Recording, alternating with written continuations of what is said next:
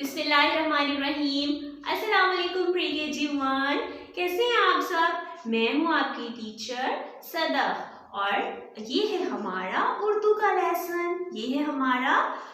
Lesson. और उर्दू के lesson में आज हम पढ़ेंगे हर्फ दाल।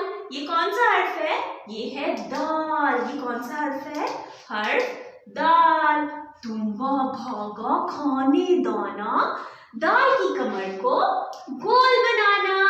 दुम्बा भागा खाने दाना, दाल की कमर को गोल बनाना।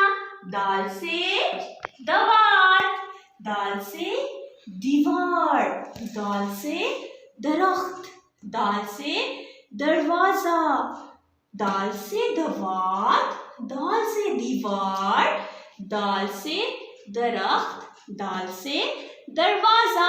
तो प्री केजी 1 अब हम दाल लिखना सीखते हैं।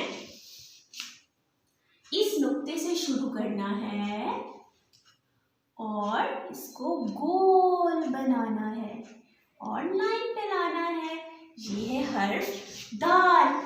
ये है हर्फ दाल। दाल से दवात, दाल से दीवार, दाल से दरवाजा, दाल से दरख्त।